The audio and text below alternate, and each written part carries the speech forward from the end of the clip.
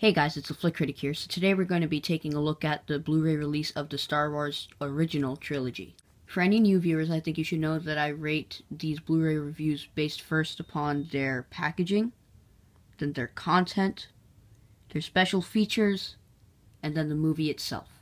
So since this is a Blu-ray release of not just one movie, but 3 movies, I'm going to be putting together the packaging and special features as one, but the content and movie themselves will get their own separate grades. And then I will add those numbers up and make an average of those for an overall score out of 5. So first off, we have the packaging. This Blu-ray release does not come with a slipcover, however, it is very similar to a slipcover, except it is much more harder. So on the front, we have a picture of Darth Vader holding his lightsaber looking very cool, the title Star Wars, and the 3 movies that are on it, as well as the Blu-ray and DVD banner. Over on the back, we have 3 pictures of scenes from the 3 movies, the 3 movies again, listed again, a list of the special features, as well as a trailer sort of thing for the 3 movies.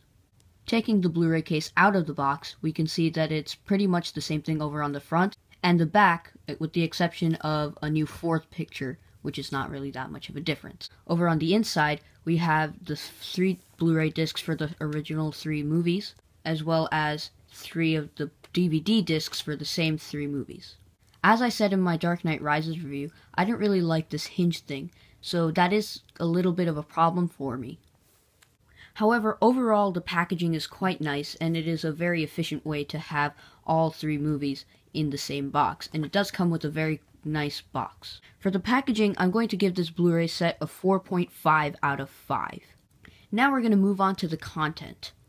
This Blu-ray set says that all 3 movies are in 1080p high definition as well as 5.1 audio. The audio transfer for these 3 movies is flawless, it is incredibly good, and it's the best these movies are ever going to sound. However, for the video quality, there are a few gripes. For the most part, the video is alright. However, there are some parts in the first 2 movies where the color palette has been altered from its original state. So for that, I'm going to take 0.5 off for both transfers. So Episode 4, A New Hope, will be receiving a 4.5 out of 5 for content. The Empire Strikes Back will also be receiving a 4.5 out of 5 for content. And Return of the Jedi will be receiving a perfect 5 out of 5 for the content in this Blu-ray release. On to the special feature side, this is where it gets very, very disappointing with this Blu-ray release. As you can see on the packaging, there are only 2 special features and both of them are audio commentaries. I have listened to the audio commentaries and they are okay, however, this is a serious lack of special features. I am aware that on the complete Saga box set, you get all of the special features that would normally come with this Blu-ray set. I feel that it is very cheap to stop someone from being able to see the special features on this Blu-ray set just because they don't want to own the prequels. Because of the serious lack of special features, there really isn't too much to talk about, so I'm going to give this Blu-ray release a 2 out of 5 for special features, since there really isn't anything. Now let's talk about the movies. Star Wars Episode 4, A New Hope, or as I like to call it by its original title release, Star Wars, was an incredibly influential film. It was released in 1977 and blew away critics and movie fans alike. It had fantastic special effects, a very fast-paced story, and the story itself was also very, very good.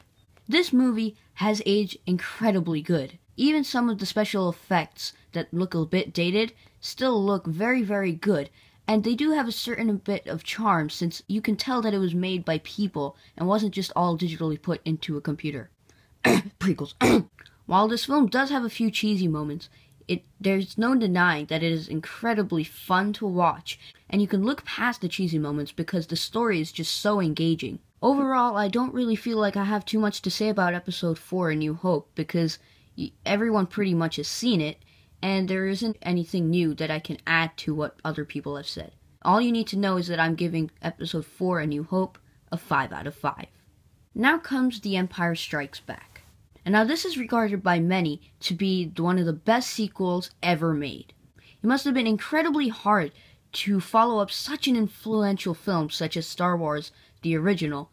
However, I think this is even better than the original. This movie just goes darker, deeper, and really makes you believe in the Star Wars universe. Everything in this movie is all around better. The pacing is better. The story itself is also much better, as it does give the Force a much deeper meaning. There are also more characters, and the acting itself is much better and much more nuanced than the first movie. The director, Irvin Kershner, obviously knew what he was doing with this movie, and as a result, this movie turned out fantastic.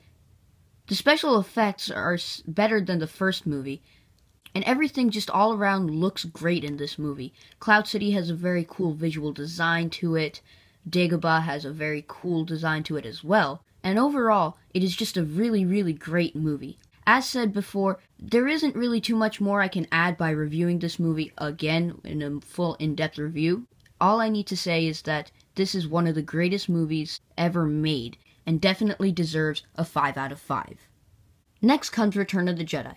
Now this movie, surprisingly, has not gotten as much critical love as the first two have. Many people say that it has pacing problems, that it's too cheesy, and the Ewoks ruined the movie. However, for me, I found it incredibly satisfying. At the end, you really do feel an emotional pull, just as The Dark Knight Rises did, in fact. And you really feel like you've been with these characters through these journeys, and you're really there with them. Action-wise, this movie steps it up from both A New Hope and Empire Strikes Back. It has the best lightsaber fight, in my opinion, at the end, and has some of the best space battles as well. But yes, I'd also be lying if I said that the Ewoks didn't bother me just a bit. I just found it incredibly unbelievable that such little furry animals could actually beat up stormtroopers, which are apparently the Empire's strongest force, according to the Emperor. However, overall, this movie is incredibly good, and the Ewoks aren't really that big of a part in Return of the Jedi, so I'm going to give it a near perfect score. It's going to be a 4.9 out of 5.